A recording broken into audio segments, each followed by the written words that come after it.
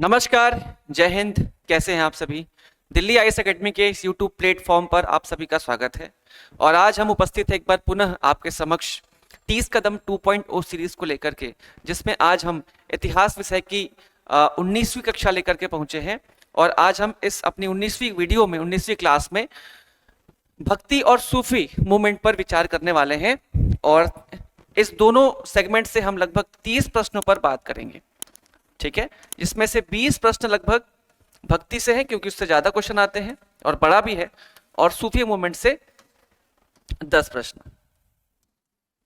मध्यकाल का एक बहुत इंपॉर्टेंट चैप्टर है।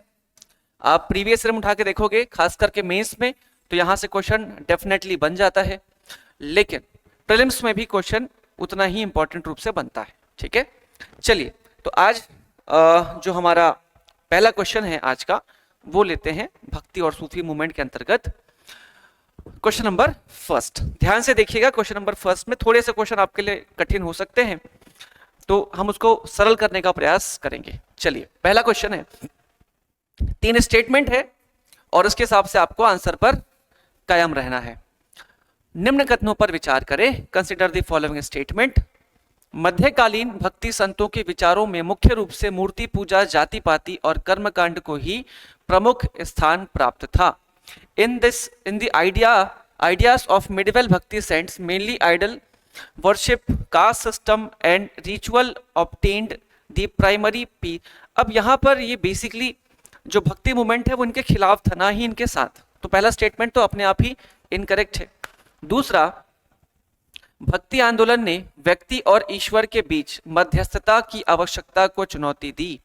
The Bhakti movement challenge the need for meditation between the individual and God. अब इस पे चर्चा करेंगे हम। तीसरे पे पहले आते हैं। कबीर और नानक दोनों ने ही मूर्ति पूजा और धार्मिक अनुष्ठानों की पूर्णतः स्वीकृति की। Both Kabir and Nanak completely rejected idol worship and religious rituals. अब यहां पर दोनों, जो इंग्लिश और हिंदी वाला में थोड़ा मुझे मिस्टेक लग रहा है, कबीर और नानक दोनों ने ही मूर्ति पूजा और धार्मिक अनुष्ठानों की पूर्णतः स्वीकृति दी लिखा है, और इसमें जो है रिजेक्टेड लिखा है। तो एक्सेप्ट इसको कर दे रहा हूं मैं इंग्लिश में, एक्सेप्टेड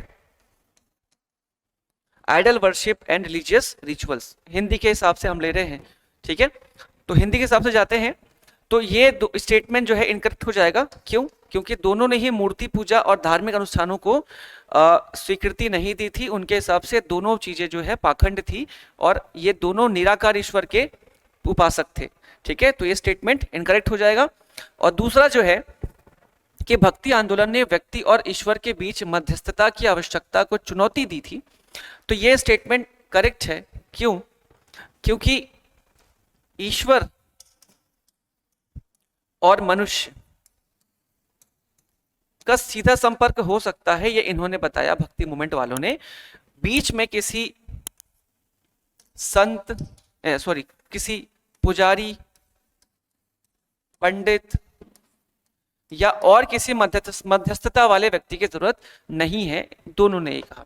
तो पहला स्टेटमेंट, तीसरा दोनों सही हैं, और केवल 2 सही हैं, और ऑप्शन में केवल बी ऑप्शन है, ओनली 2, ठीक है। तो क्वेश्चन नंबर 1 का ऑप्शन बी जो है करेक्ट हो जाएगा। ओके, चलिए आगे बढ़ते हैं क्वेश्चन नंबर 2 की तरफ। भक्ति से संबंधित कौन सा युग्म गलत है? कबीर, दादू, नानक और रविदास। रविदास निर्गुण भक्त थे, बिल्कुल। नानक निर्गुण भक्त थे, बिल्कुल। दादू दयाल भी निर्गुण भक्त थे, बिल्कुल सही। और कबीर ये सगुण भक्त थे, ये भी। कबीरदास तो निर्गुण थे, ना कि सगुण। तो ये स्टेटमेंट करेक्ट है, मतलब जो है आंसर ए वाला सही हो जाएगा, ठीक। चलिए आगे बढ़ते हैं question number 3। Match the following. यहां पर आपके समक्ष कुछ भक्ति संतों के नाम है और उसके प्रवर्तन के बारे में है, उनके विचारों के बारे में है। रामानुजाचार्य, माधवाचार्य, निम्बकाचार्य और वल्लभाचार्य। अब वल्लभाचार्य तो सबसे सरल है, ये हमारे छत्तीसगढ़ वाले शुद्ध द्वैतवाद। उसके बाद निम्बकाचार्य, ये द्वैतवाद या भेदाभेदवाद कहा जाता है। ये भेदाभेदवाद नहीं होगा, द्वैत बस याद रखना। माधवाचार्य ये द्वैतवाद के प्रवर्तक थे, और रामानुजाचार्य विशिष्ट द्वैतवाद के। तो यहाँ पर ए का 2, बी का 1, सी का 3 और डी का 4। 2 1 3 4, 2 1 3 4, ये पहले ऑप्शन में ही अवेलेबल है। ठीक है, तो ये सिंपल था क्वेश्चन। आपको जो संत हुए भक्ति काल में उनके नाम याद रखना है, उनके जो विचारधाराएं थी उसको भी याद रखना है। ठीक है, जय शंकराचार्य किस मार्ग के संस्थापक थे? शंकराचार्य अद्वैतवाद, है ना, अद्वैतवादी थे। ठीक, तो ये ऐसे ही कुछ और एग्जाम्पल आप याद सकते हैं। चलिए नेक्स्ट आगे बढ़ते हैं हमारी चौथे क्वेश्चन की तरफ। Consider the following statement. अब 3 स्टेटमेंट है यहाँ पर, फिर से आपको ध्यान लगाना है कि कौन सा सही है। रामानुज ने भक्ति के साथ ज्ञान को भी मोक्ष का साधन माना। ओके। सेकंड, माधवाचार्य के दर्शन में जीव और ईश्वर के बीच पूर्ण अभेद माना गया। तीसरा, वल्लभाचार्य ने पुष्टि मार्ग की स्थापना करी। अब वल्लभाचार्य क्या पुष्टि मार्ग के संस्थापक थे? तो बिल्कुल करेक्ट आंसर है, मतलब करेक्ट स्टेटमेंट है कि वल्लभाचार्य जो है वो भक्ति के या सॉरी पुष्टि मार्ग के संस्थापक थे। माधवाचार्य के दर्शन में जीव और ईश्वर के बीच पूर्ण अभेद माना गया है। इसका मतलब दोनों को अलग अलग माना गया, बिल्कुल ऐसा नहीं है, दोनों को वो एक मानते थे। ठीक है, और रामानुज ने भक्ति के साथ ज्ञान को भी मोक्ष का साधन माना है, ये स्टेटमेंट करेक्ट है। ठीक है, तो क्वेश्चन नंबर 4 में एक ऑप्शन सही है, 3 ऑप्शन सही है और हमारे पास ऑप्शन नंबर सी अवेलेबल है 1 और 3। तो 4 में आंसर ले लीजिएगा आप लोग 1 और 3। ठीक है, चलिए आगे बढ़ते हैं क्वेश्चन नंबर 5 की तरफ। क्वेश्चन नंबर 5 पढ़िएगा ध्यान से। भक्ति आंदोलन ने मध्यकालीन भारतीय समाज में निम्न में से किस पर सबसे अधिक प्रहार किया? On which of the following did the Bhakti movement strike the most of medieval Indian society? पहला, सामंती व्यवस्था, स्त्री पुरुष असमानता, जाति प्रथा, धार्मिक रूढ़ियां और विदेशी आक्रमण। तो देखिए यहां पर 2 लग रहे हैं सही पर कि जेंडर इनइक्वालिटी और जाति प्रथा और धार्मिक रूढ़ियां, लेकिन दोनों में सबसे अधिक प्रहार किस पे किया? तो सी, जाति प्रथा और धार्मिक रूढ़ियां, caste system and religious orthodoxy. तो यहां पर क्वेश्चन नंबर 5 में आप सी आंसर आराम से सही ले सकते हैं। ठीक है, चलिए आगे बढ़ते हैं क्वेश्चन नंबर 6 की तरफ। क्वेश्चन नंबर 6, निम्न युग्मों में से कौन सा गलत सुमेलित है? आपको बताना है कि इसमें कौन सा इनकरेक्टली मैच्ड है। ठीक है, नामदेव महाराष्ट्र से थे, एकनाथ वरकारी संप्रदाय से थे, तुकाराम भक्ति सुधारक थे या वल्लभाचार्य महाराष्ट्र की संत परंपरा से थे। तो यहां पर नामदेव सही है, महाराष्ट्र से थे। एकनाथ वरकरी संप्रदाय से थे। यहां पर 2 संप्रदाय थे महाराष्ट्र में, बरकरी या वरकरी और धरकरी, है ना। जो बरकरी है वो विट्ठल को मानते थे, यानी कि कृष्ण का रूप विट्ठल, और धरकरी राम भक्त। ठीक है, तुकाराम भक्ति संत सुधारक थे महाराष्ट्र के, तो सही है। वल्लभाचार्य महाराष्ट्र के संत परंपरा से नहीं थे। ये वल्लभाचार्य नगरी तो आपका छत्तीसगढ़ वाला है, और उसके बाद ये चले गए बनारस, यूपी। ठीक है, तो यहां पर कौन सा गलत है? तो डी वाला गलत सुमेलित है। तो क्वेश्चन नंबर 6 में डी ऑप्शन आप सही ले सकते हैं। ठीक है, चलिए आगे बढ़ते हैं क्वेश्चन नंबर 7 की तरफ। क्वेश्चन नंबर 7, सगुण भक्ति के संदर्भ में सही कथन कौन सा है? Which statement is correct in the context of सगुण भक्ति? सगुण भक्ति का मतलब आप समझिएगा, जो ये विश्वास करता है कि जिसकी भी हम आराधना कर रहे हैं, जिसकी हम उपासना कर रहे हैं, उपासना वो जो उपासना जिसकी हम कर रहे हैं उसका रंग, रूप, आकार, गंध, ठीक, गुण, ये सब मौजूद है। ठीक है, यानी कि हम उसको एक मूर्ति की तरह पूज करके उसको दिमाग में बिठा सकते हैं। ठीक है, और इसके उलट क्या हो जाता है? निर्गुण भक्ति, जो इन सारी चीजों से बाहर है, वो ना रंग में विश्वास करता, ना रूप में, निराकार पर ब्रह्म की अवधारणा है ना जो है। और यहाँ पर सगुण, तो सगुण जो है रंग रूप आकार के साथ है। तो यहाँ पर सगुण भक्ति के में ईश्वर का मूर्त और साकार रूप में स्वीकृत किया जाता है। इन सगुण भक्ति God is accepted a concrete and embodied form। तो यहाँ पर कौन सा संदर्भ में सही कथन कौन सा है पूछा है, सही कथन, तो ये तो सही है। ठीक है, इसमें राम और कृष्ण जैसे अवतारों की पूजा को महत्व दिया गया है, राम और कृष्ण जैसे अवतारों को, बिल्कुल सही। यह मुख्यतः वैष्णव परंपरा तक सीमित रही, it mainly remained limited to the Vaishnav tradition, बिल्कुल गलत। ये वैष्णविज्म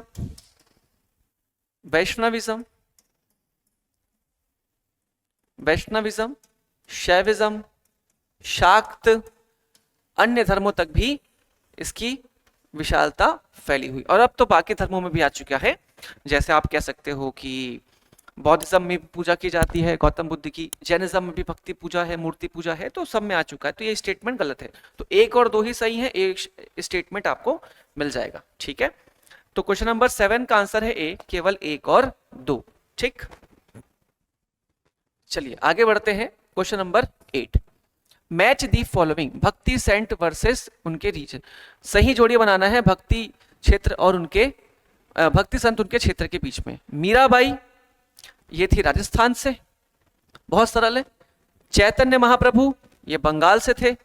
शंकर देव ये उत्तर पूर्वी भारत से बिलोंग करते थे।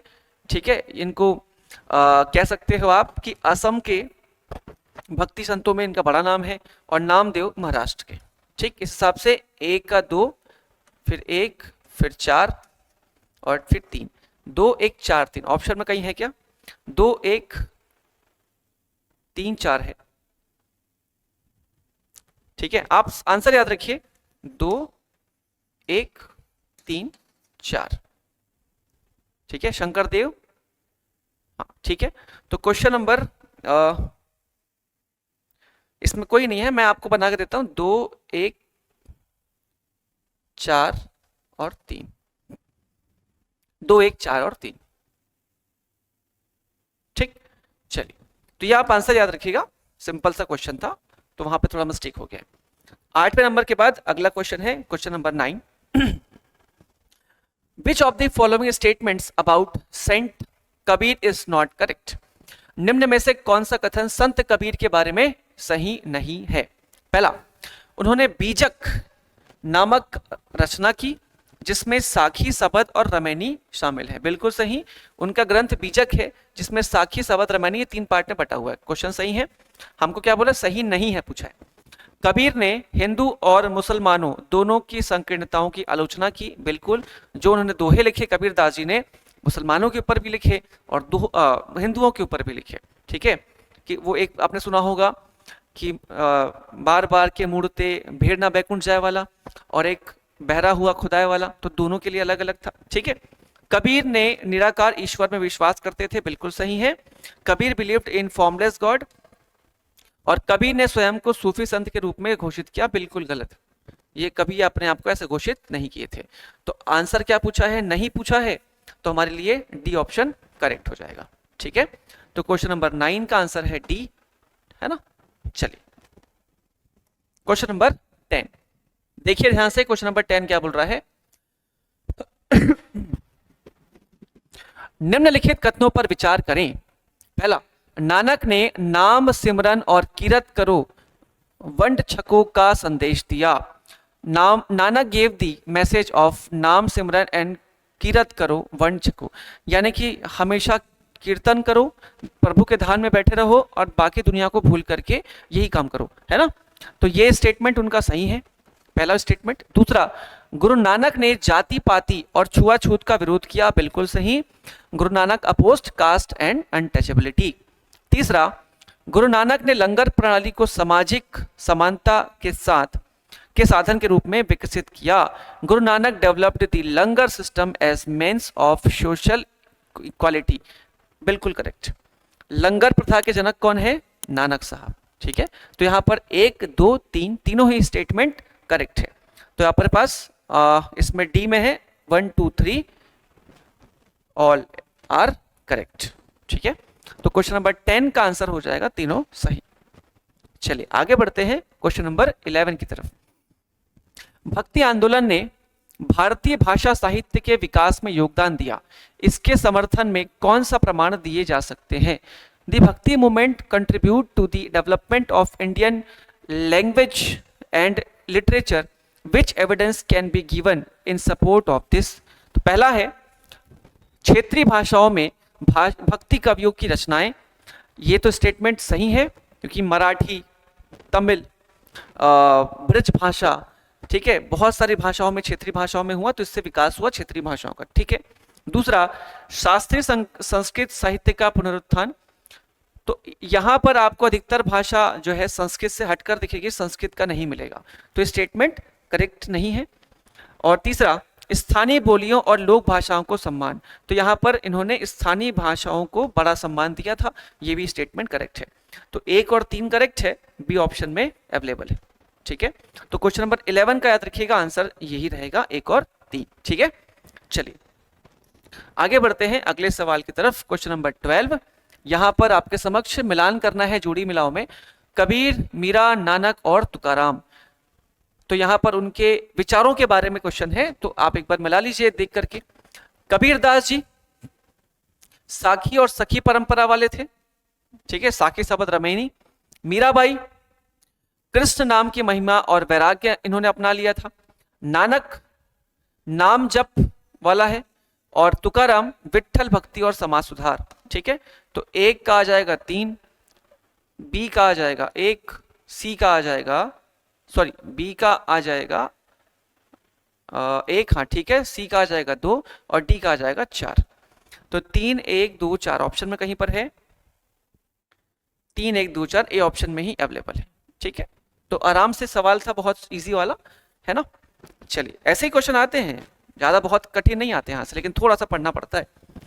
चलिए question number 13, which of the following can be considered a limitation of the Bhakti movement?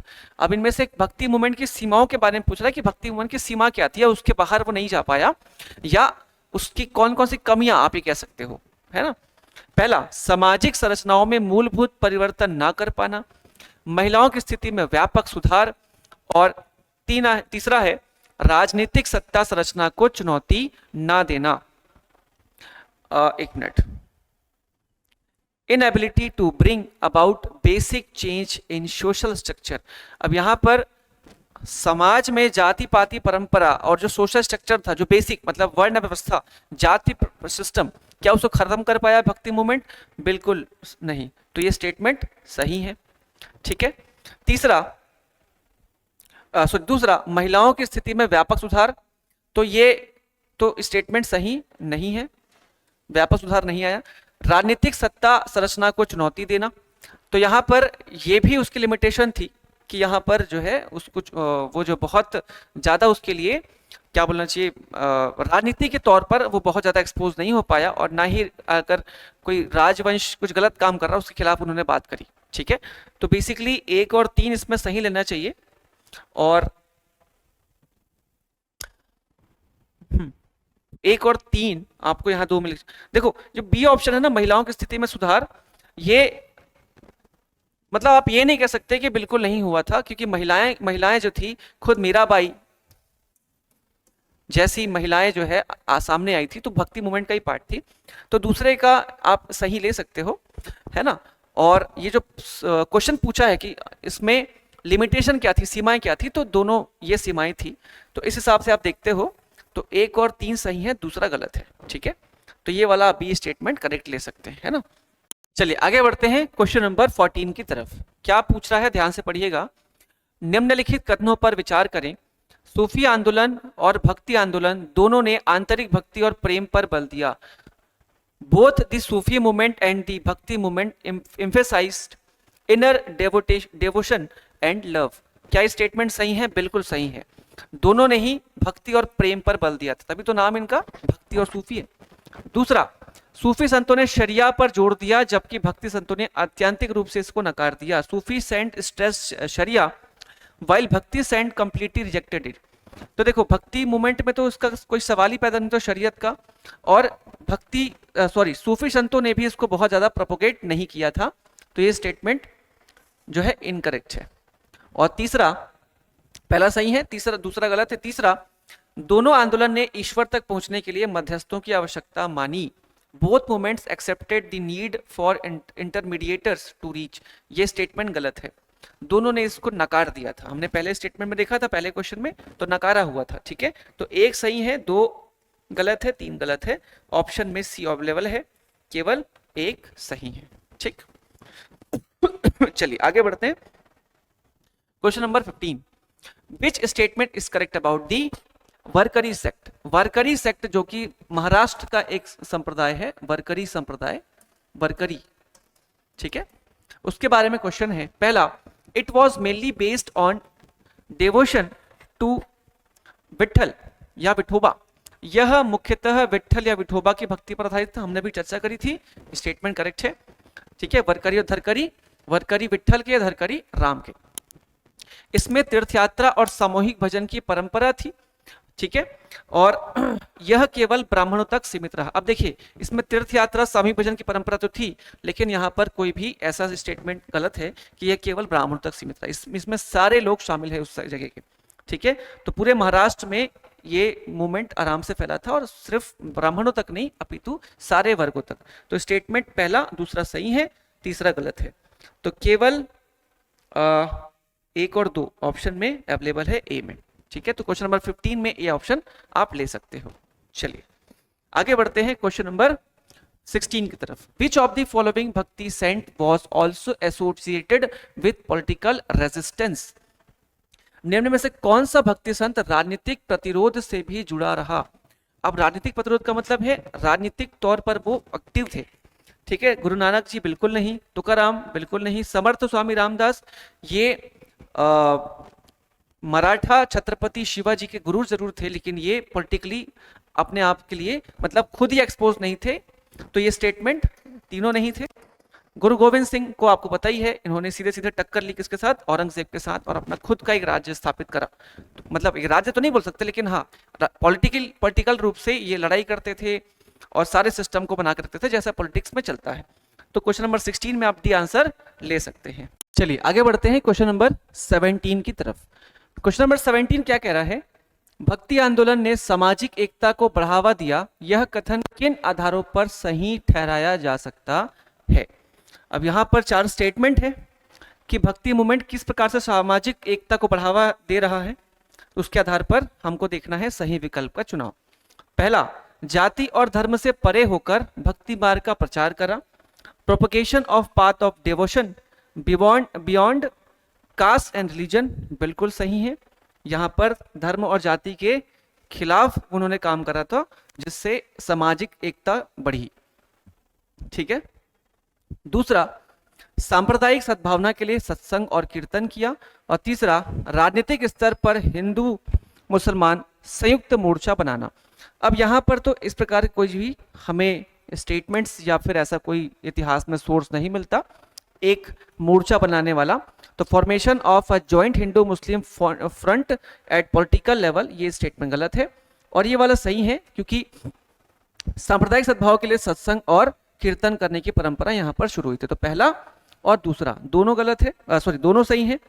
इस हिसाब से केवल एक और दो करेक्ट हो जाएगा, ठीक है। चलिए क्वेश्चन नंबर 17 के बाद क्वेश्चन नंबर 18। यहां पर आपके समक्ष क्या है, जोड़ी बनाओ वाला क्वेश्चन है और आपको बताना है सही जोड़ी मिलाना है, ठीक है।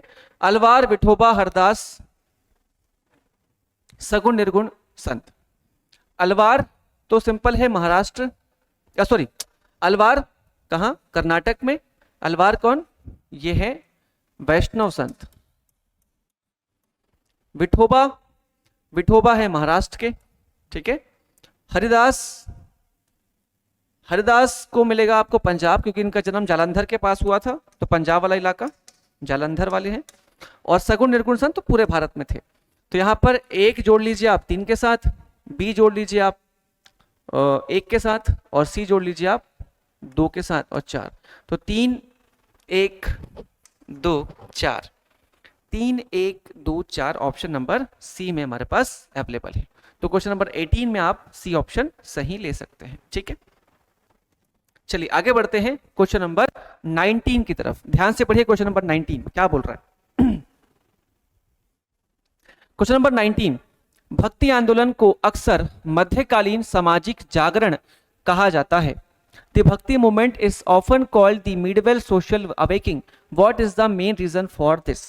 पहला, उसने नई राजनीतिक विचारधारा दी, इसने आर्थिक सुधार किए, इसने मानव समता, प्रेम और भाईचारे पर बल दिया, और इसने विदेशी आक्रमणों को रोका। अब विदेशी आक्रमण को रोकने का तो कोई सवाल यहाँ पे पैदा होता नहीं है, ठीक है।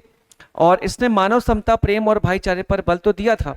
अब इसका प्रमुख कारण पूछा है तो कोई एक ही होगा। इसने नई राजनीतिक विचारधारा दी तो बिल्कुल गलत। आर्थिक सुधार का कोई यहाँ पर रोल था नहीं, तो एक ही बचता है सी ऑप्शन, ठीक है। तो क्वेश्चन नंबर 19 में आप सी ले सकते हैं, it emphasise human equality, love and brotherhood, ठीक। चलिए आगे बढ़िए, क्वेश्चन नंबर 20।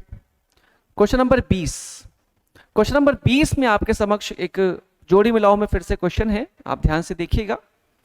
सूची 1 को सूची 2 के साथ सुमिलित करना है ना। एक तरफ भक्ति संगीत और संत है, वैसे में संत होना चाहिए भक्ति संत है, संत म्यूजिक लिखा है, सेंट, और उनके व्यवसाय, है ना। देखो एक सेकंड,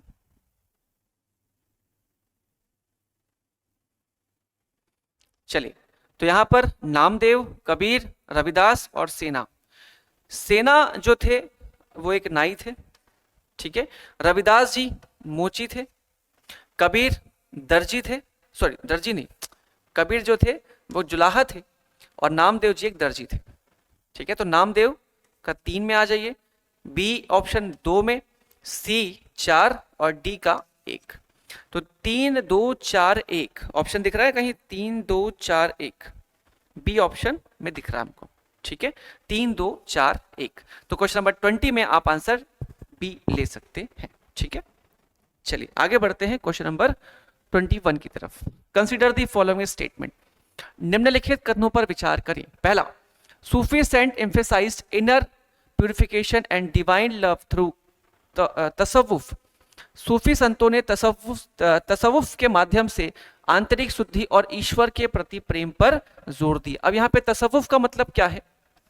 ये बेसिकली सूफिज्म का सिद्धांत है जो कि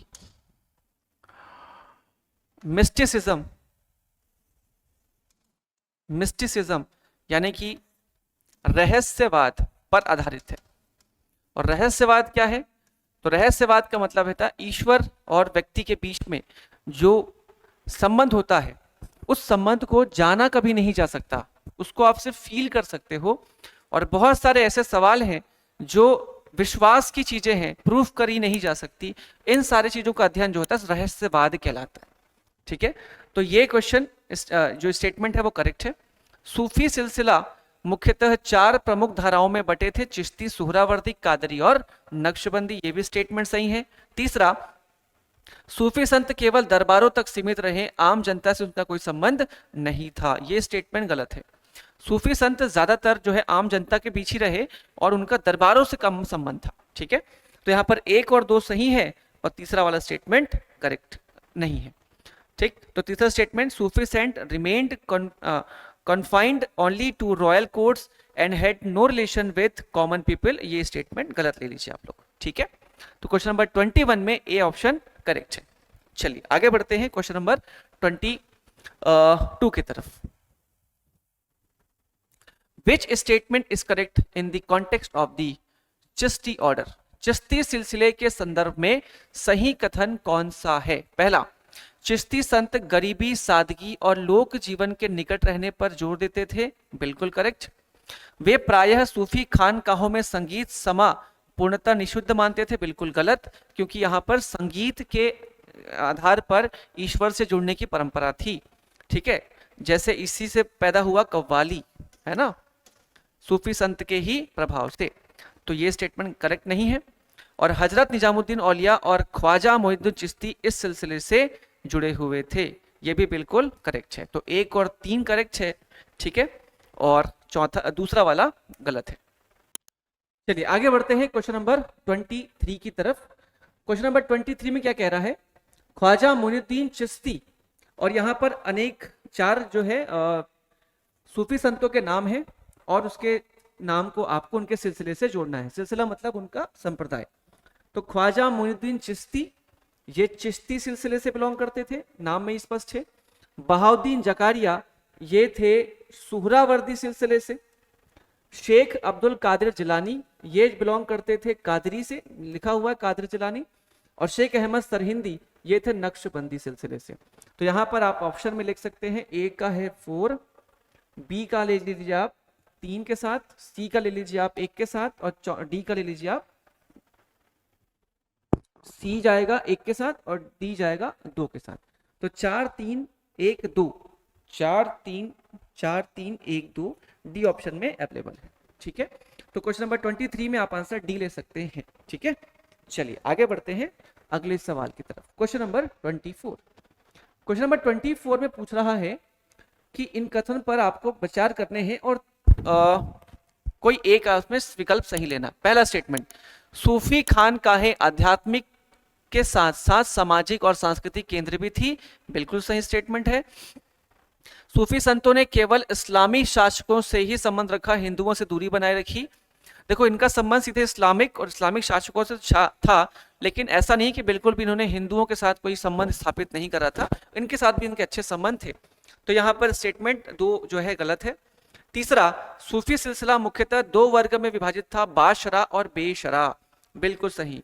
बाशरा का मतलब शरीयत को मानने वाले, शरीयत के नियम को, और बेशरा मतलब शरीयत के नियम को ना मानने वाले।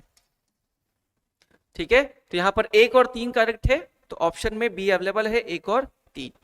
ठीक है, तो क्वेश्चन नंबर 24 में आप आंसर बी ले सकते हैं। आगे बढ़ते हैं क्वेश्चन नंबर 25।